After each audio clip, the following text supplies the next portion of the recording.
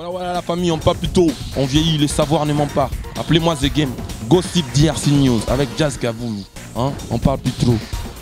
Presse en ligne, avec intelligence, avec sagesse, tout ça, pas trop de polémique. Ce qui on mélange pas les torsons et les serviettes. Hein? Nous on est serviettes, on ne dépend pas des torsons. Gossip DRC News avec Jazz Gavoulou. De belles interviews, de belles collaborations, de belles images. Parole de Fabregas.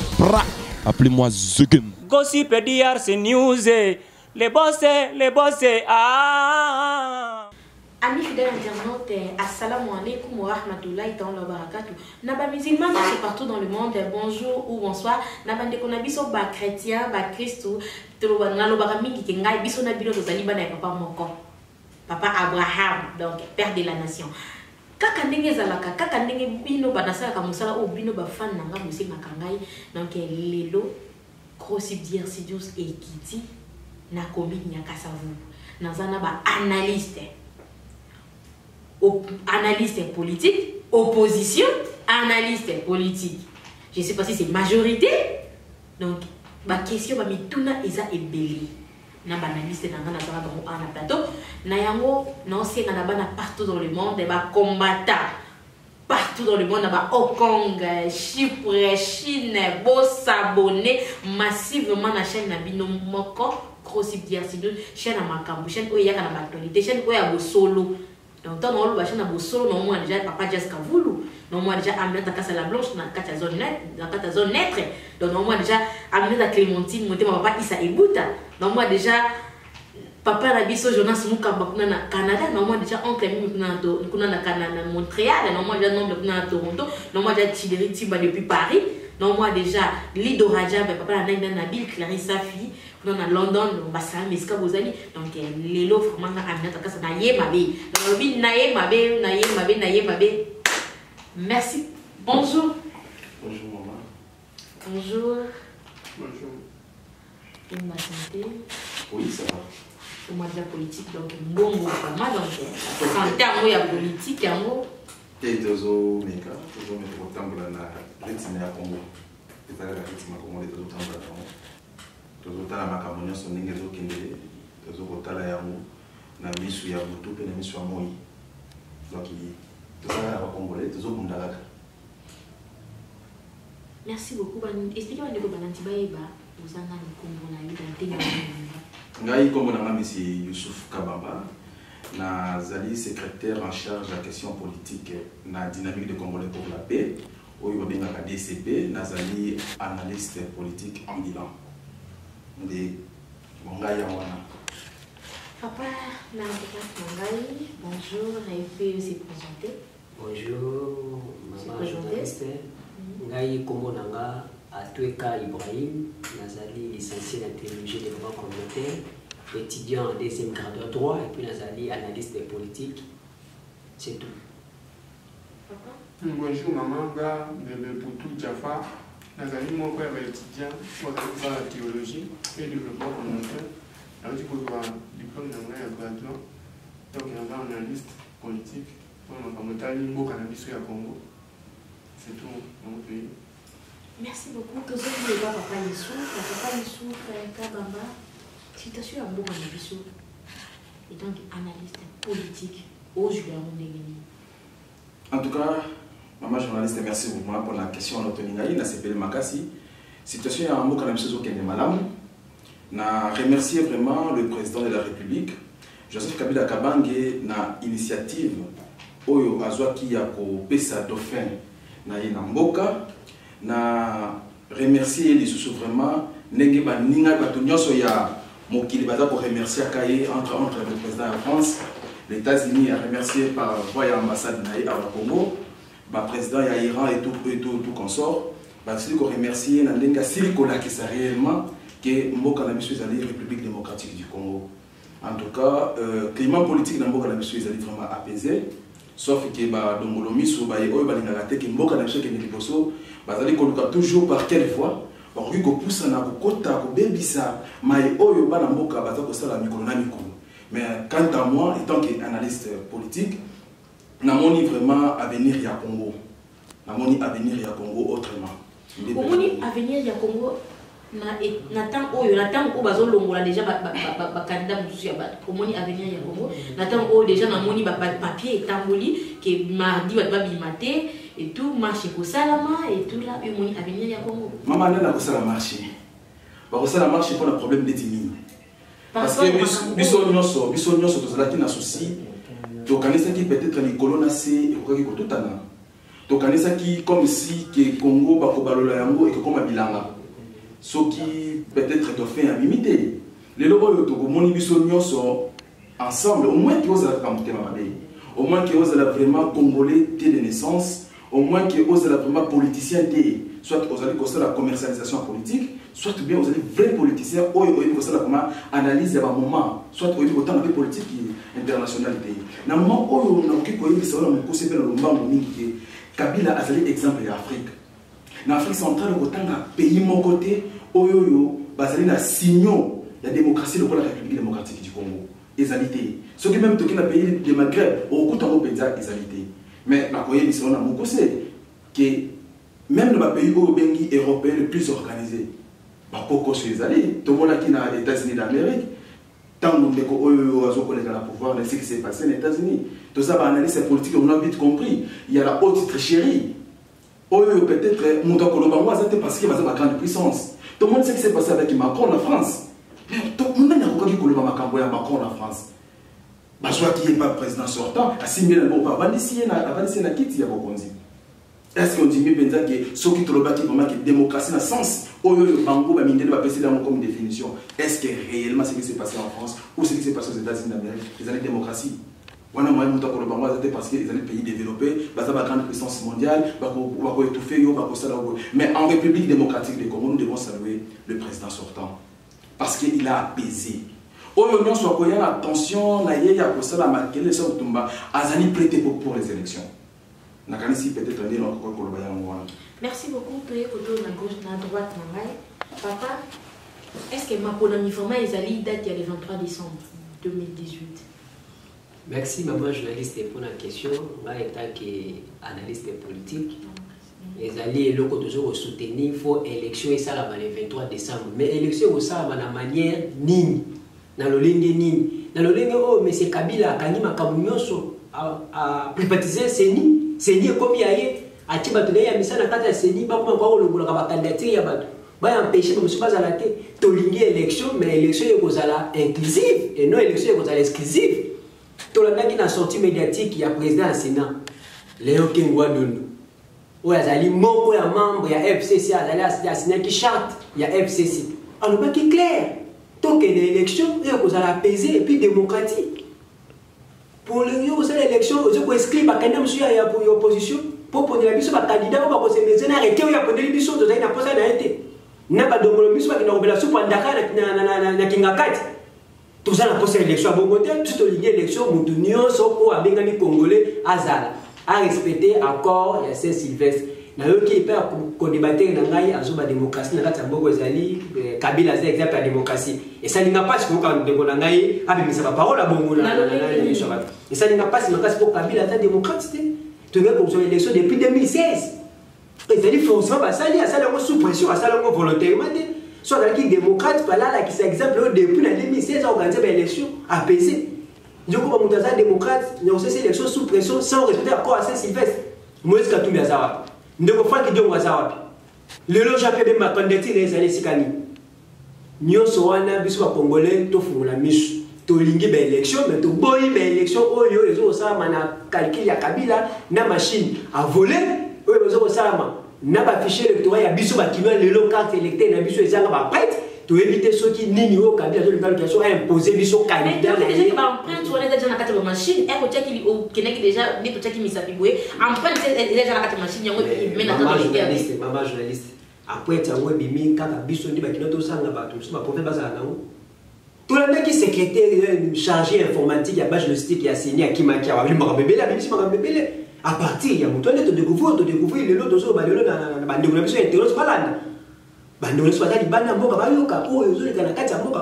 dit, tu démocratie. Apaiser le climat politique. Pas de climat politique, il y a un otage, il y a un imposer na kati ya mboka toza na posa alternance et non changement ya moto toza posa alternance politique purement démocratie. Merci beaucoup papa. Pour tout on a les aliboué na machine à voter oyo toko voter oyo bateli biso na seni oyo toko voter yo étant journaliste au moins ya mon lolengeni.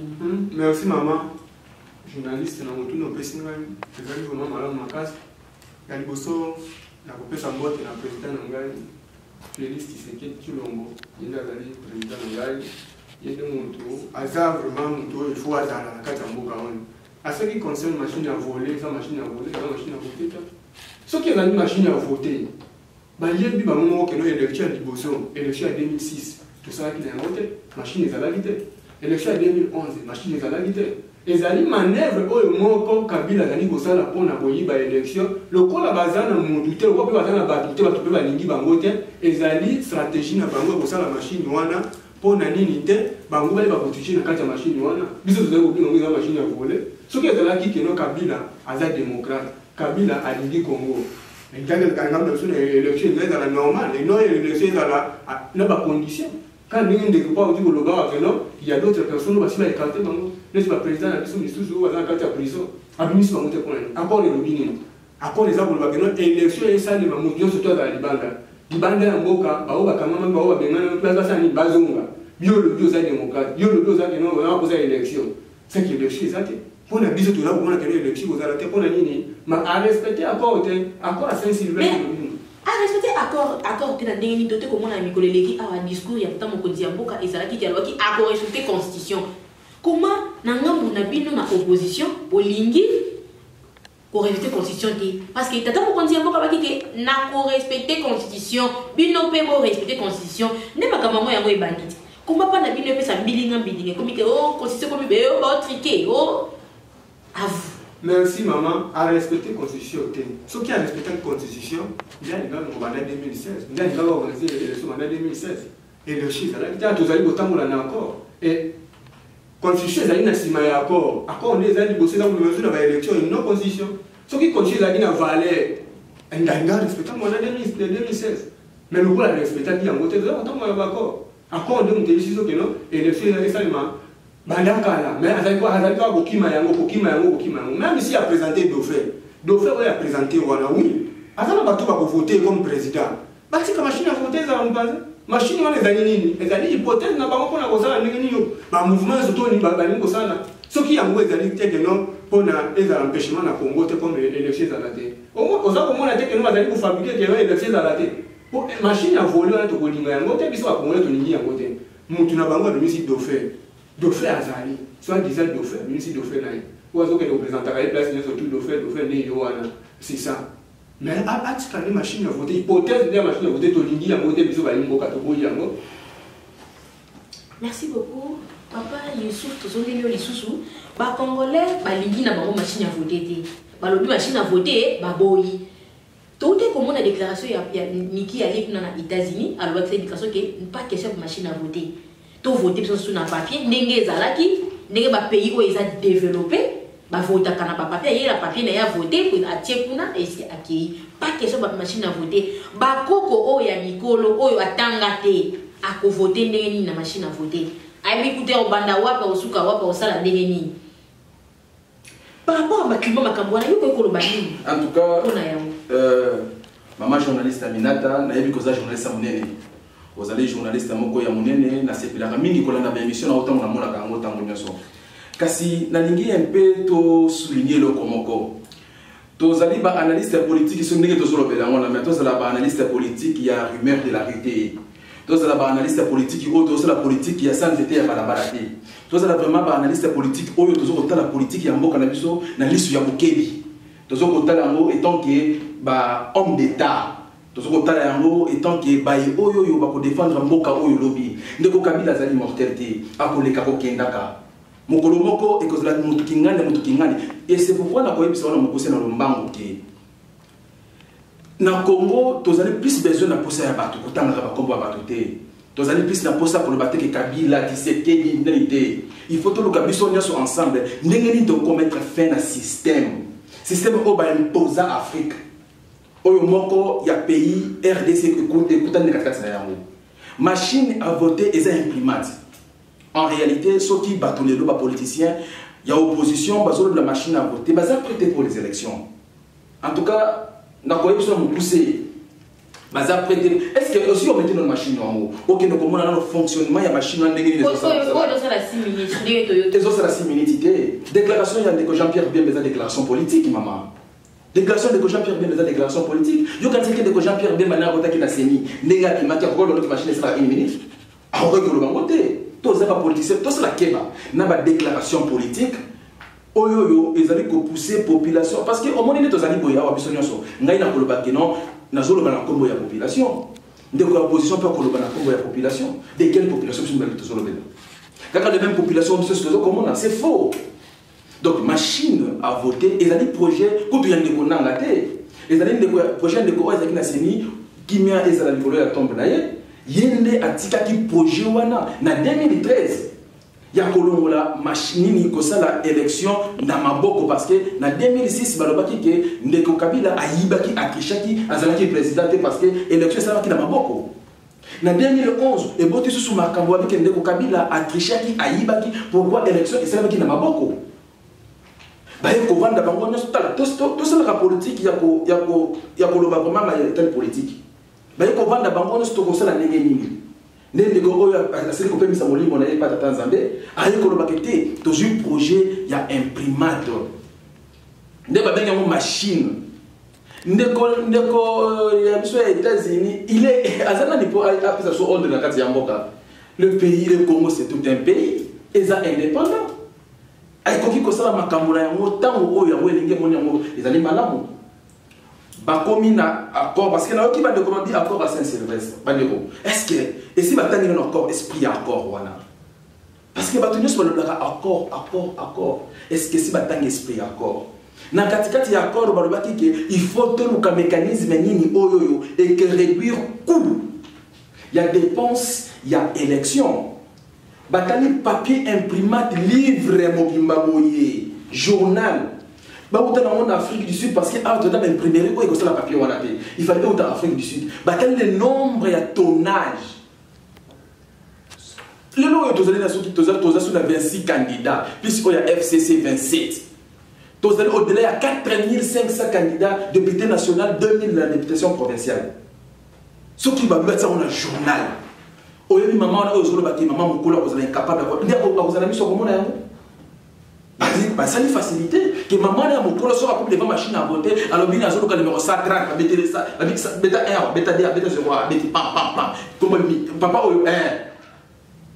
et mimi accueilli côté yemoko donc machine ezali vous savez la machine est rapidité et nous comme souvenez que ezali n'a pas pays où ezali développer ba boya ba machine à voter mais comment biso pays dans nous toquer dans la journaliste mais la maille c'est pas la déclaration, on va dire une déclaration politique. Nous avons influencé le président d'Angola. Vu les accords, que Tina expert va la déclaration telle pour nous que ce soit accès. Il y a sous bâtiment, il y a la déclaration na biso na katikati ya mboka. Mais est-ce que nous aussi au moni un revendeur, tout un vendeur, ou un produit na yazoteka, aya ko yeso sur le bique, produit na teka ki angwana, faciliter votre chine na produit les années. Oso mona yango. Na sali société na ngai, na imprimable na ngai, na zana kosa ko teka yango, na le galou la télévision, pour la so kilete, o moni caméra wana ndenge za wana, na kati ya caméra wana, na tia arme na kati so ba filmer ngai ko bomanga. Et c'est impossible. Donc, il faut totalement yango na miso, bande ko na so opposition ba prêter. Bande ko la opposition na makanisi na bango, ba yebaki ke Kabila a commis ça de fin te, Kabila a s'entêter que a gagné la 3e mandat et que ce qui a bloqué a gagné la 3e mandat, ba kozwa oyo ba ko benga plan B pour na bango que ba c'est le soulèvement populaire. Ba to ba mingi libanda ya na nini makila etanga comme ça ba dongolo miso oyo ba posala ki déjà bemeni ya mboka na biso oyo biso dato yeba ki bango peto mona ki bango. Que va nous envoyer au envahi RDC pour que va mettre les nouveaux cartes de Sika. Alors, on a comme on a vu le cognon sur un papa Mkonamboka a tiki comme ça doit faire pour la pression. C'est faux. Abandi Kolobango depuis 2006 qui a respecté la Constitution. En 2010, on va le voir. En 2011, a eu pouvoir. 2013, 14, 15, 16, til le lot. Quand le discours n'est à Souka, a eu des choses qui n'a pas respecté la Constitution. Et ça veut dire que Y qui X n'a pas été pression. Et toi, il y a un jeu politique. Ceux qui ont ça, le jeu politique, ils allaient tous avoir l'ennemi. Tous avoir l'ennemi dans le jeu politique. Ceux qui ont la description politique, est-ce que et là, on a accord à Saint-Sylvestre. Par exemple, il va nous attendre à violer. Nous avons violé les politiciens, mais quand on a un viol, on a mis à Pamba. Est-ce que justice est globale? Est-ce que quand on a prison pour la crime de guerre? Bon, ceux qui ont déjà prison, ça déjà Mikolo déjà écouté. Est-ce que si Bassa Missa est pas qu'elle est prison? Il faut que vous soyez journaliste. Jour sur la caméra, tu n'as pas makala. Comment la makala? Tu as continué à la prison, mais à un dossier. Maman, au sort qu'il y a le ministère de la justice, au côté qu'il y a la prison dans la dossier. Vous allez journaliste à investigation. Si vous allez journaliste, mais ça ne sera pas après. Maintenant, on a dit qu'on a le ministère de la justice, au côté qu'il y a le dossier. Ah, ça dossier de Ningani. Est-ce qu'ils allaient saigner? Ils allaient mettre Nanga à Katiba. Nanga. D'ailleurs, la loi électorale, on a un vote qui a voté. La loi électorale, ils allaient voter dans l'Assemblée nationale.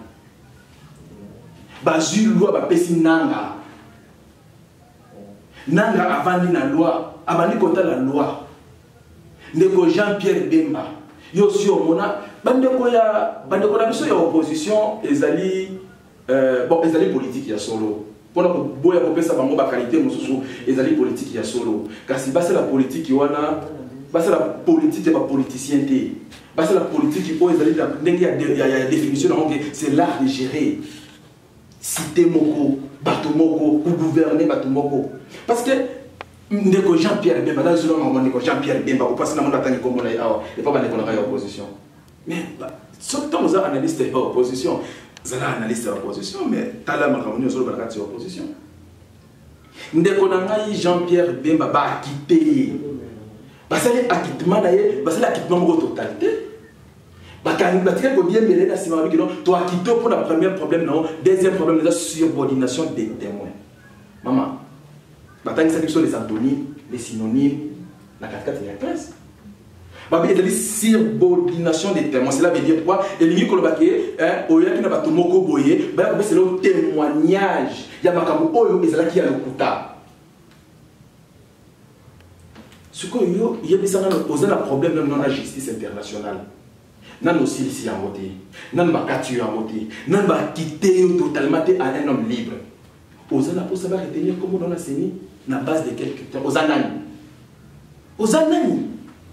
Yo osanani pourquoi je vois kana yo exceptionnel ba tiens on ba quitter on a saigné osanani. Tout le monde sont des citoyens congolais.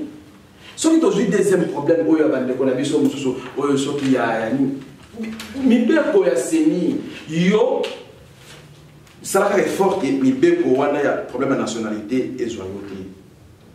Bande qu'on a 2016, 2011, 2006 bazaki ba congolais. Tant ba komi ba député, ba continuer ba voyage politique, ba moni ba protection. Ah comme dans la Belgique. Parce que dans la salle Makelele na Congo, ba ko kanga te pas justice congolais parce que Belgique a déclaré là. On a habité dans la commune en Haïdan. Si on a salué des autres dans le Congo, on a parce que justice et la France a déclaré. Mais ce que va saluer Beko, l'élection en Boula, pour nous dire que non, voilà, ce que nous avons santé, boy, ah, on s'en a boyé. Au moment de changer de place par rapport, il y a courant. Donc, il y a plus de bureau, il y a mon poésie, bureau, courant qui est, donc, on a mis les bandes, mon qui est, donc, on a des bandes, des débats, ils ont à suivre. Donc, il y a deux combats qui s'allisent sur le micro, il y a bon monde. Donc, kaka bateau au na plateau, beaucoup na ba lobela nous sommes rabébélé lisusu. Na yako papa na biso to koma ki na tour na yo. Papa atweka na mai o ezoleka ya makapitali nationalité. Nationalité likambo oyo e mbilinga na kati ya politique ya Congo na sikambo ya nationalité. Merci maman journaliste na motuna malamu oyo tuninga yi concernant maman nationalité, mais avant d'aborder question na yo na répondre au débatteur na ngai par rapport à bloko na mona touchaki vous allez asoba bloko ça na maîtrise na ngote so le conseil l'analyse pour la maîtrise à makam na bandi c'est pour la subordination alors bi mamba subordination ils ont constitué infraction na kati ya loi électorale ils ont permettre peut-être éligible na membre électoral les ali faux et archi faux business ça bino ne bandeli qui nazali étudiant na deuxième carte droit faut ça la différence na kati ya code pénal congolais va instituer infraction ya corruption na infraction ya subordination comme deux faits différents. Ils ont deux infractions différentes mais ils ont produit le même fait. Na kati ya loi pénale, ba lobby clair na kati ya loi pénale. Ce qui est infraction ezali différente, jamais beaucoup ça là synonyme ya ba mola nini wana. Ah mais en français te na kati ya droit. So ya za professeur en français, tami ya luka tangi ba ko français ou la ko expliquer ma droit, ou za na maîtrise na ngote na kati ya dinyo. Donc côté wana ndeko mais quand ko bongisa infraction wana ils ont permettre ata mukete ndeko jape bemba azani pesi lo kina kati ya mulai. Cour d'appel international a pris une décision définitive pour la négociation Bemba. Oui, négociation Bemba a condamné la première instance. À ça, il appel. Appel les alliés, à la décision finale comme les 15, le 15 septembre, on va constituer pour en faire à chaque fois un appel à ça qui n'a pas subordination. Deuxièmement, la capacité de machine à voter. Machine à voter, ils allaient purement tricherie organisée par la majorité. Il y a des constitués, il y a des qui bangonent des konanga bakindarolia, supwandaka nangulba, tout le monde a kingakati. Le peuple congolais a souffert. Parce que quand on a une émission, on a tout ça, tout tika, pour la gestion de la banque, on a un bilan de la population, on a un dakar, on a un bosso, on a une opposition. Azali adversaire au maillot. Faible, le plus facile des adversaires, ceux qui ont depuis candidat, toute opposition à Kobeta. Bazangi lo kwa papa na yango. Pona kwa mandwa chef Bemba, ils allaient passer mais appel les salami pour consoler à constater pour le problème. Moi, na zone na question yo madame. Le lot de la Katamboka na biso Congo, ma nationalité de nationalité bandi le loti. Toi la constitution au ezali la plus belle, la plus meilleure de constitution à histoire en Boka na biso. Et le but clair l'article 10, la nationalité congolaise est exclusive et qui jamais conditionnalité moussous. Aba la nationalité moussous té. Mais quand abatu batangi wana, ba tout ça na gouvernement. Les nationalité bandi le loti. Na première législative en 2006, ndeko makila wazali na bango lelo na gouvernement. O akupa kutaki na elengi asupo ndaka lozo sana bango na gouvernement. Ndeko makila bisaki moratoire wana na parlement ya ko ba mama double nationalité. Lelo bazi bazo sika les mêmes moratoires ndeko nani. Mais ezali na compétence ya ministre de la justice te ko pesa injonction pas seni ko longo ba candidature à double nationalité. Surtout que to la demela yemo ko ndeko tambwe mwamba azana double nationalité. Bazali ebele pour n'importe citer ba comme na bango awo. Mais ba visa qui yango pour baluka toujours moyen ba casser ba candidature opposition lokola soni sali bango ba bimisi ba ndeko na bango ba bimisa bango ba mona lokola ba très ba bimisi bango ba ya kokota na kati ya makambo ya nanyo okoyebisa nga mutu lokola Jean-Claude Bayi okesa nga mutu ka badi banga na nomaki badi banga mais c'est Kabila nomaki badi banga tant que premier ministre nae en sachant qu'il est belge comme ndeko badi banga candidature na pesu kuna kenaki na attestation et na société congolaise o ya joué pas ministre de la justice. Mais si on te peut si ministre de la justice, comment on va tromper toute une nation et pas un individu? Ndeko Joseph Kabila, pour nous relaxer, que les règles n'ont pas de compétence, mais on a 4 gestion na bango. À nommant gouverneur, ambassadeur na 4 Belgique, ou Azali, pire ma belge, assez directeur à cabinet naïe, qui s'est payé à 6 coups. Son qui ça dossier n'est pas belge, que vous nommez notre compatriote, votre ambassadeur dans notre pays, c'était grave. Pour retirer Kuna, Bakitine en Angola. Et ça, beaucoup de gens tout le temps, ils ont double nationalité, ils ont belé, ils ont mis ça, ils ont bango pour les camarades. Donc, ils ont mascara, ils ont fait la biso, biso tout ça, la macambouana, tout ça, n'importe comment, une élection apaisée, tout ça, n'importe comment, une élection purement démocratique, qui se fait climat politique, et la paix inclusive. Donc, côté de nationalité, ils ont gêné la majorité, bango FCC. N'est pas sali FCC na makanisi on sala MP bazong c'est MP na kata Congo mais niet peuple congolais vigilant avec machine à voter avec exclusion il y a ba depuis ba candidat opposition ya poilou to ko appliquer article 64 pour remettre M. Kabila Lupandi na espoir linga dans noir conserver mboka ceux qui ba le bill le ba respecter qu'on sait pas pourquoi et les fait ça na mboka na tandine ba respecter constitution té. Accord, il y a un cas de constitution qui est premier ministre à la majorité parlementaire, ministre le gouvernement, la majorité présidentielle, et ça pour un accord. Alors c'est qu'accord de ce Mabichou. faut appliquer encore à 100%, appliquer encore à 70%, et 40%. Face à la reste beaucoup à faire. Ndenge président, il y a Rwanda, Ndenge ministre Affaires étrangères, il y a Angola, il reste encore beaucoup à faire. Merci, merci beaucoup, papa. Merci beaucoup, ma chère internaute. Dans vos autres, il y a analyse, donc, dans la opposition, dans la majorité, dans le plateau, dans le papa, na biso mopanzi. Papa, na biso, par rapport à makambo ya papa na biso Moïse Katumbi oyo ekoti mbilinga pour la nationalité na ye akoki ko barrière eza pona ye akoki même kokota na Congo te tomonaki na micro tomonaki ba image ba vidéo etambola ke sikaki bebi ki Moïse Katumbi balinga kota na Congo mais bateli ye barrière baboyi akota yo okoki koloba nini parce que Moïse Katumbi azalaki pe gouverneur na province monene ya Kasai kuna. Donc, merci madame, maman journaliste. Wana ezali vraiment masano. Oyo majorité bazali kosakana na biso ba imboka. Biso mingi tokoloba ke non Kabila alingi kolongwa na kati ya pouvoir te. Kabila alingi kotika Congo te. Lokola ya yeko sakana na ba Congolais, lokola ya sia yeko sala makambo mabe na kati ya Congo azoni kolongwa na Congo te azali kobanga. Ndi yango wana azali kosala bongo boni mutu oyo zalaki na ye o bone kola place moko leo sura makambo moko bone oteka minere place moko akoma mupaya pe mutu yango wana akomi mupaya azonga na mboka na ye oso adiza bokanga ye bozobanga kokanga ye seke ezali su makambo wana te komi makambo mususu mingi bazali kobanga bango pona nini soki aye awa lokola bazan mpe na ampleur wana bayebi que soki ayewa akotia bango panze likolo na dauphin na bango basi baponi lokola si baponi dauphin ba tricher na machine na bango ya tricherie na nanga na bango bazali ko manipuler marionnette o binisaka na makambo Kabila lingi nde yango na bazali ko sala bongo pona monsieur